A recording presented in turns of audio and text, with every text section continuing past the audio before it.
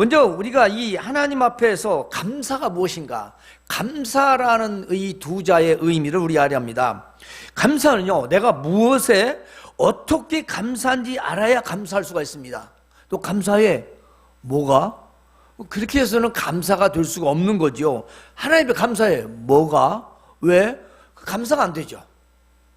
뭐 감사에 뭐가 있어야 내가 감사를 하는 거지, 뭐 강제로 될 수는 없지 않습니까? 세상의 감사는 때로는 나를 위해서 예의적으로 할 수 있어요. 그러죠? 이거 안 할 수도 없고, 어려서 마지못해서 체면상 이렇게 하는 감사도 있습니다. 그러나 하나님께 감사는 감사의 마음이 있어야 가능한 것이죠. 그러니까 내가 무엇에 감사한지 물으면 할 수 없다는 겁니다. 뭐 감사할 게 없는데 뭘 내가 해야 되지? 이러는 겁니다. 특별히 내가 농사 짓지도 않는데 뭐, 여기까지만 생각한다면 단세포적이죠. 신앙으로서의 태도는 아니라고 봅니다. 그러므로 오늘 지금 여기까지 나의 삶에 내가 무엇에 왜 감사한지를 안다는 것은 지식도 아닙니다. 지혜도 아닙니다. 믿음으로만 가능한 것입니다. 내가 오늘 왜 감사하냐, 그걸 안다는 것은 믿음이라는 거죠. 믿음이 없으면 절대로 알 수가 없다는 겁니다. 따라서 이 말씀은 믿음이 감사를 하게 한다. 믿음이 내가 억지가 아니고 있는 것도 아니고 망각도 아니에요. 기억해야 되는데 믿음이 기억하는 겁니다. 세상이 어떠하든지, 자, 하나님께서 출애굽 후에 이스라엘 백성들에게 너희는 맥주절을 지키라. 이는 네가 수고하여 밭에 뿌린 것의 첫 열매를 거둠이라 하셨습니다. 자, 이 첫 열매는 봄철의 맥주절을 말하고, 이어서 바로 오늘 이 추수감사에 대해서 수장절에 관한 말씀을 하셨습니다. 나는 열매 거둔 것도 없고 농사도 안 짓는데 무슨 상관이 있는가 그랬습니다. 나보고 맥주절을 왜 지키냐, 추수감사는 왜 해야 되느냐. 그런데 말입니다. 자, 여러분, 예를 들면 직장에서 얼마의 급여를 정하고 열심히 근무를 합니다. 근데 근무를 하는데 급여를 받지 못한다면 어떻게 되죠?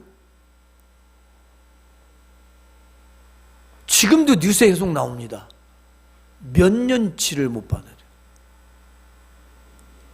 몇 개월씩은 말할 것도 없고요. 그런데 매월 500만 원씩 주겠다. 그 급여 액수가 무슨 소용이 있죠? 무슨 의미가 있겠습니까? 내가 받지를 못했는데.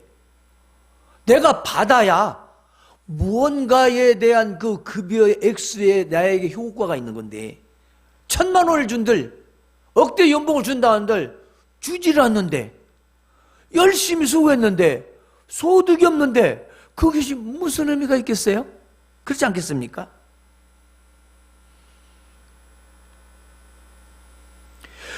무슨 또 감사의 표현을 하겠습니까? 얻은 것도 없는데. 안 그러겠어요? 그렇죠. 왜 믿음이 감사를 하게 하는가를 우리가 생각해 봐야 돼요. 내가 믿음에 얻은 것이 없는데, 믿음으로 얻은 것이 없는데 뭘 감사합니까? 믿음으로 얻은 것이 있어야 감사를 하는 거죠.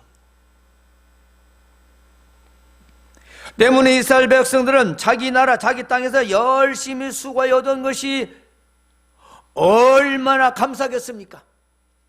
전에는 자기들이 타국에서, 그 애굽에서 종사를 하면서 열심히 밭을 일구고 농사를 지어서 그것이 열매가 맺어지면 자기에게 와야 되는데 그 소출의 모든 것들이 다 바로에게 가버리니까 뭘 재미가 있겠어요? 그러니 하나님께서 이제 너희 땅이 있지 않느냐, 너희 땅이 좋아서 거기 가면 너희는 농사를 지면 이제는 바로에 가는 게 아니라 너희가 갖는 거다. 그런데 그러기 전에 지켜야 할 것이 있다. 나에게 감사해라. 그 말이에요.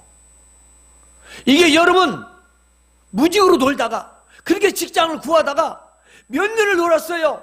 근데 직장이 딱 들어갔어. 월급을 받았어. 얼마나 좋을까? 그래서 대부분 첫 직장에 들어가면 첫 월급으로 부모님의 뭐 속옷을 사드린다고 하잖아요. 여러분, 그것을 아는 사람은요, 그 일을 당해본 사람만 아는 겁니다. 그 일을 겪어보지 않은 사람은 아무리 설명해봤죠. 그게 뭔데?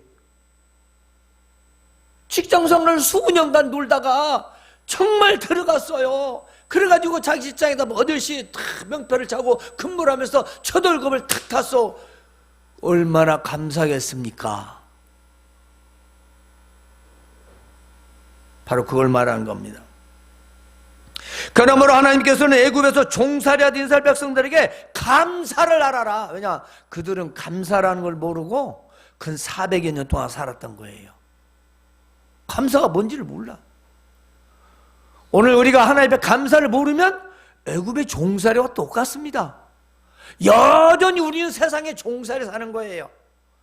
그냥 주는 대로 되는 대로 그러고 그게 뭐예요? 세상의 종살이죠. 하나님 주신 걸 모르니까 그냥 세상에 있는 대로 사는 거예요.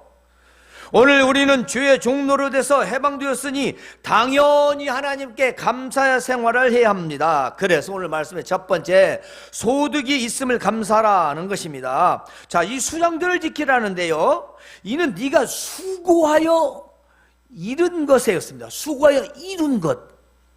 이 이루다라는 것은 내가 수고하고 노력했다는 겁니다. 열심히 했다는 거예요. 가만히 쓰는 게 아니에요. 열심히 했는데 그 연말에 밭에서 얻어지고 소출되면 바로 그것을 네 안에, 네 창고에 거두두자, 저장한다. 네가 열심히 수고해 노력했는데 이제 저장할 수 있도록 네가 추수했지 않느냐? 이걸 지키라. 여러분, 이 수장이라고는 단어와 지키라는 단어 두 가지를 보면요, 이 수장이라는 아십이라고는 히브리어인데요, 이거는 거두어들이다 라는 뜻이에요. 거두다. 거두어요. 수확, 추수입니다. 그러니까 수확을, 즉 거두어들이는 그 추수절을 말하고 있는 거죠. 그래서 지키라 하는 단어가 어떤 뜻이냐면 히브리어에 학이라고 하는 단어예요. 학. 이 학이라는 단어가, 지키라가 학이라는 단어인데, 이 학이라는 단어 뜻이 뭐냐면 종교 축제를 말해요. 무슨 말하냐? 제사를 말해요. 지금의 말로 예배입니다. 감사 예배를 드리라 이 말이에요. 수장들 지키라, 맥주들을 지키라, 이 말들은 하나님의 예배를 하라 그 말이에요. 감사 예배를 하라는 겁니다.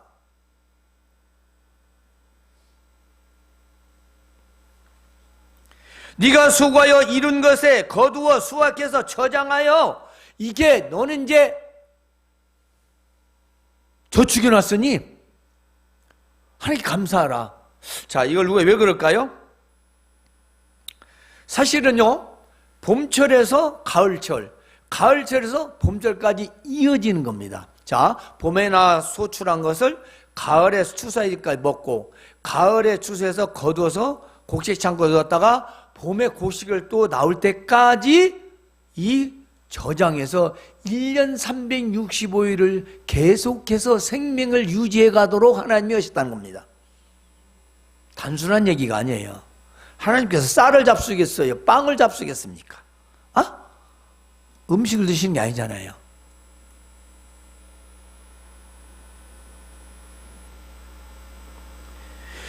지금까지 내가 수고하고 노력한 것이 소득으로 이어진 것에 대한 감사라는 거죠. 오늘날로 말하면요, 내가 열심히 직장생활 했습니다. 일했습니다. 노력했어요. 그런데 소득으로 이어진 것에 대한 감사입니다. 이룬 것에 대한 것. 내가 열심히 했어요. 농사도 열심히 짓잖아요. 내가 뼈 빠지겠습니다. 근데 그걸 하나님께서 도우시고 함께 하심으로 됐다라는 것을 감사할 줄 알면 감사한 것이고, 뭔 소리요? 내가 다 했는데, 그러면 뭐 감사할 필요가 없는 거죠. 그래서 믿음이 감사를 하게 한다는 것입니다. 이스라엘에게 맥주절과 감사주, 추수감사를 주신 이유가요, 우리 생명을 유지해 나가는데 아주 중요한 음식의 저인 식량, 쌀, 보리, 밀 등이 주신 분은 하나님이시다. 먹을 것을 주신 건 하나님이시다 라는 것입니다. 자, 농부가 농사를 지을 때 그냥 짓습니까? 아무리 파종을 잘해도 햇빛과 비와 공기와 바람이 없다면 자라거나 열매를 맺을 수가 없습니다. 하나님께서 사치사철 만물을 주관하고 계시기 때문에 가능한 것입니다. 이걸 믿는 게 믿음이지요. 따라서 봄에는 맥주절로, 가을에는 수양절로 지키게 하시고 가을 수확을 저장해서 봄철까지 생명을 이어가도록 하시는 것입니다.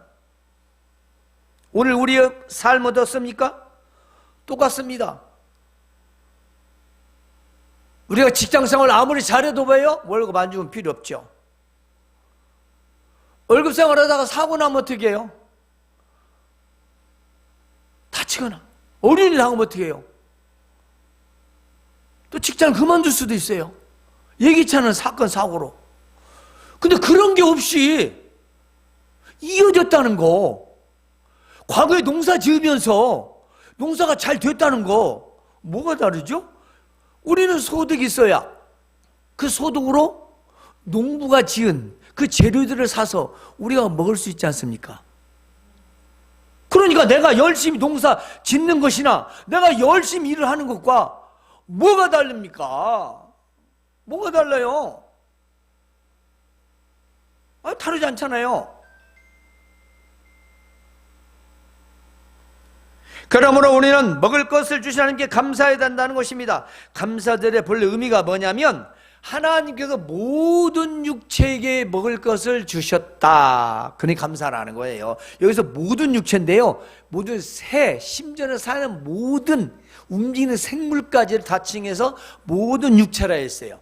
사르크스. 살아있는 어떤 존재, 움직이는 보이는 존재, 모든 것들은 하나님께서 다 먹을 것을 다 주셨다는 거예요. 즉 하나님이 생명을 주관하시는 겁니다. 그의 모든 그들이 먹을 것이나 사람이 먹을 것이나 동물이 먹을 것이나 다 하나님께서 주셨다라는 거죠. 그래서 오늘 말씀에 모든 육체에게 먹을 것을 주신 이에게 감사하라, 그 인자심이 영원합니다 했습니다. 모든 육체는 먹어야 생명을 이어갈 수 있습니다. 이것은 하나님께서 섭리를 통하여 주신다는 것입니다. 세 번째로는 범사에 감사라는 것입니다. 오늘 이 시대의 감사는요, 절기 감사를 넘어서 항상 범사에 감사해야 된다는 것입니다. 과거에는 어찌요? 봄과 가을 1년 365일 이어가는 테마적으로 봄과 가을이라는 것을 통해서 한 번, 두 번의 감사를 하나님께 예배를 드렸다면 지금 매일 감사를 해야 된다는 것입니다. 왜 그럴까요? 자, 오늘 말씀을 한번 보면은요, 범사의 감사는 하나님의 뜻이라는 겁니다. 믿는 자가 해야 할 하나님의 뜻이에요. 모든 일에, 모든 소득에서, 모든 것에 하나님께 감사라는 겁니다. 신약 시대에서는요, 먹을 것을 주신 하나님께 감사할 뿐만 아니라 삶의 전체에서 감사의 생활이 된다는 것입니다. 그렇다면 맥주와 추수감사일과의 지금 이 시대는 어떤 관계가 있을까요? 자, 수장절이라고 하죠. 이 추수감사는요, 가을의 수확을 가장 먼저 감사하는 것입니다. 이 말은 감사를 기억하라. 자, 맥주절이나 수장절이나 먼저입니다. 이 먼저라는 뜻은 것은요, 기억한다는 뜻이죠. 감사를 왜 해야 되는지. 우리가 소득이 있습니다. 수입이 있습니다. 매출이 있습니다. 왜 감사해야 되는 거냐? 왜? 그걸 아는 것이 감사의 기억이죠.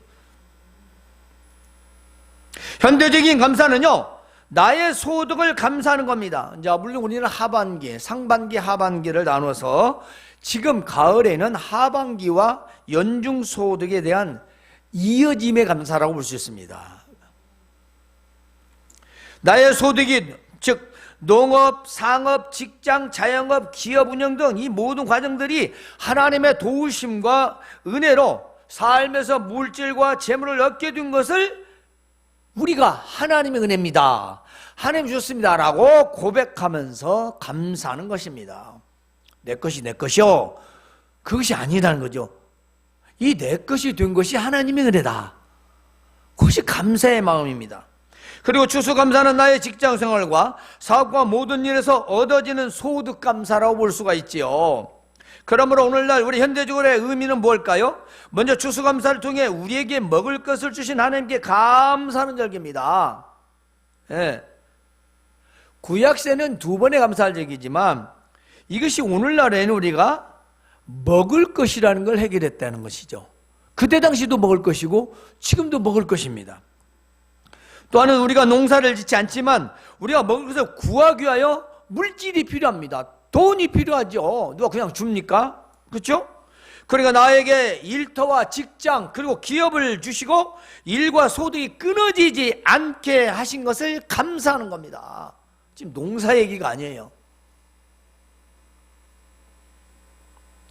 혹 나는 농사를 짓지 않으니 안 해도 되는 거 아닌가? 라고 생각을 하신다면 구약시대 감사절기에서 가축, 농사, 기타, 수입 모든 소득을 형편대로 감사했습니다. 형편대로. 예를 들어 말하면 정말 없다. 집비둘기, 산비둘기라도 잡아서 드렸습니다. 또 그것도 없다. 그러면 곡식이라도 한 줌이라도 남이 드리는 제사에 함께 보태서 드렸습니다. 하나님은 그렇게 인자하십니다. 그 감사 표현을 하라는 거죠. 감사를 표현하라는 겁니다. 나타내라는 거예요. 예배로 나타내라는 거예요. 지키라 그 말은 드러내라는 겁니다. 문제는 현대 기독교인들은요, 삶에서 중요한 일에서 감사를 잊어버린다는 것입니다. 망각한다는 거죠. 생각지 않는다는 겁니다. 물론 11조와 감사 예물을 함께 드리는 본이 드는 성도들도 있습니다. 하지만 그러지 못한 경우가 훨씬 많은 게 사실입니다.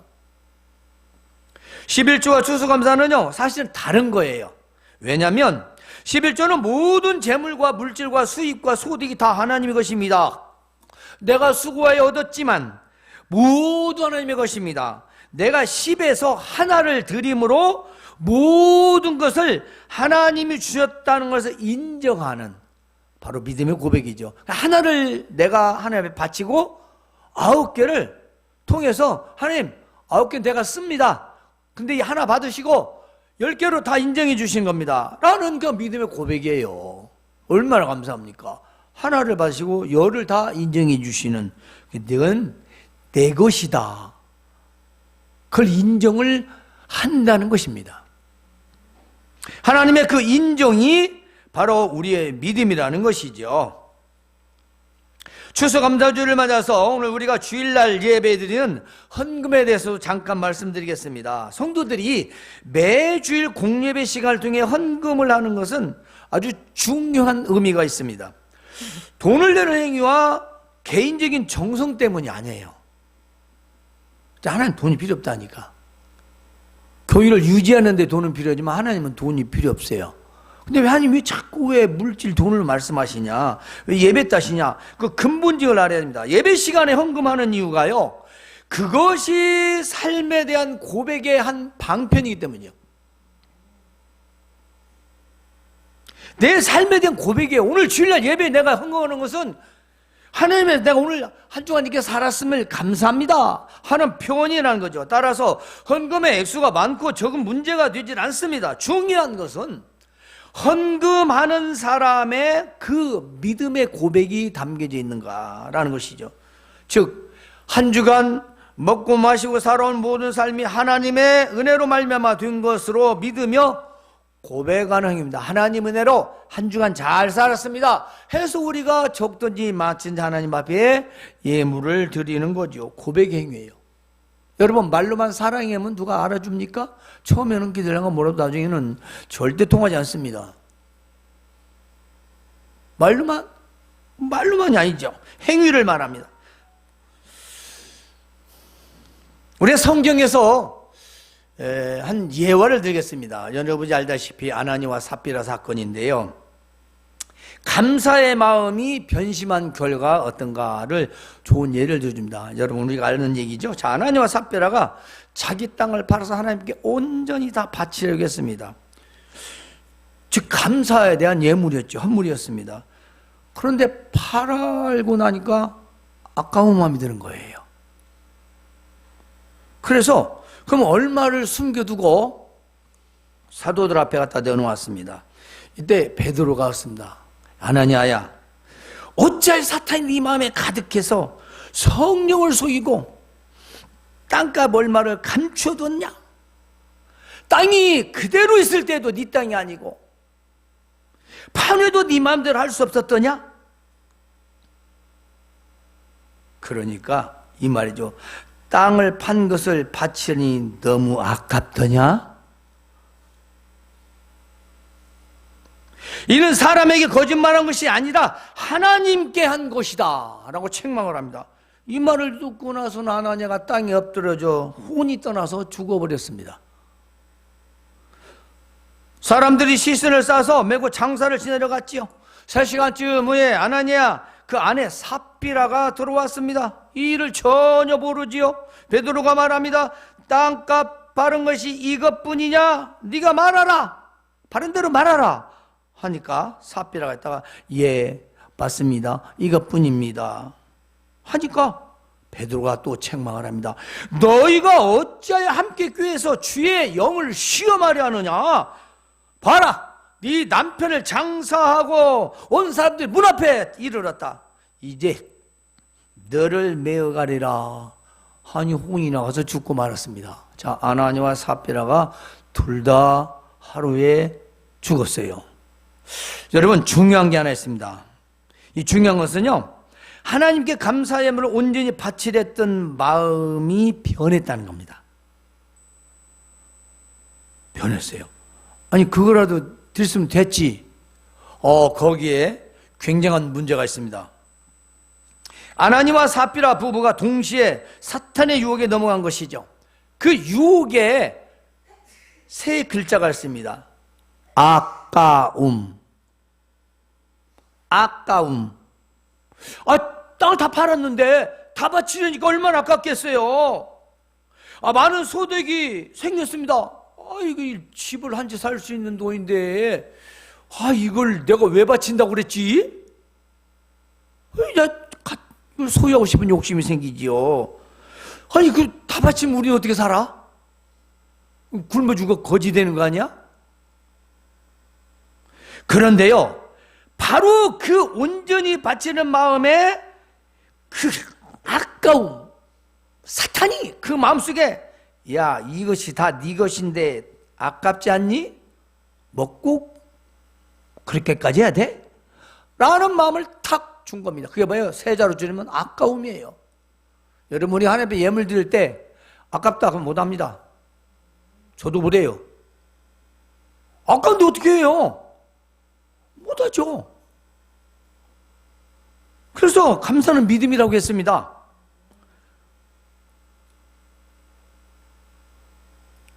혹 우리가 어떤 경우에 좀 많은 감사를 해 마음을 먹고 있는데 얼마 후에 마음이 바뀌어졌다 하는 상황이 생긴다면 그것은 마귀와 사탄의 장난이라는 것을 꼭 기억하시길 바랍니다. 이 마귀와 사탄은요, 결코 하나님께 감사하는 마음을 아깝고 인색하게 하는 마음을 들게 하는데 아주 최고의 전문가입니다. 프로페셔널입니다. 아주 그것만요, 절대로. 믿음 생활은 감사와 뗄 수 없는 불가분의 관계거든요. 믿음, 그럼 감사. 믿음, 감사. 감사 믿음이 아니라 믿음 있고 감사죠. 믿음 놓으면 감사해요. 믿음, 감사, 믿음. 근데 마귀는 그걸 싫어해요. 왜냐? 하나님께 감사하는 게 꼴보기가 싫거든. 그래서 계속 그 마음에 아까워, 조금만, 인색, 이 마음을 계속 사탄이 아주 마음에 가득 차, 아나니아 마음에 꽉 찼듯이, 삽비라이가 꽉 찼듯이 사탄이 하나님께 바치지 못하도록 바로 회방을 했다는 것입니다. 그러므로 감사의 마음을 처음 그대로 행하는 것이 진정한 감사의 예물이 될 수 있습니다. 여러분, 특별한 날에 감사를 한다는 것은 하나님께 대한 진정한 감사의 고백이 담겨져 있기에 중요한 겁니다. 왜 생일 선물이나 기타 추가 선물이 중요할까요? 의미가 있잖아요. 왜 결혼 반지나 그런 목걸이나 장신구들이 특별한 애 준 것은 왜 그렇게 소중한 게일까요? 똑같은 값이지만 의미가 있기 때문입니다. 우리 예물도 의미가 있기 때문에 오늘 추수감사 의미가 있다는 거죠. 아, 내가 지금까지의 모든 소득이 하나님 은혜였구만. 내가 직장생활 끊이지 않고 사고도 사건도 없이 무사히 이렇게 소득이 계속 이어지게 하신 건 하나님 은혜구나. 바로 이 믿음이라는 것입니다.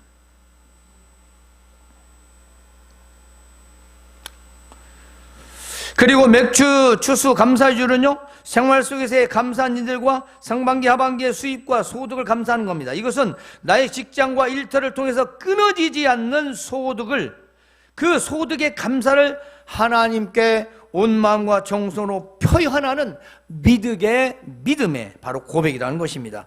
정말 하나님께서 상반기와 하반기에도 수입과 소득이 이어지게 하신 걸 인정하고 감사하는 행위인 것입니다. 성도 여러분, 오늘 추수감사를 통해서 직장과 일터와 소득과 먹을 것 주신 하나님께 감사하시고 범사에 언제나 감사의 생활을 이어가시기를 주님 이름으로 축원합니다.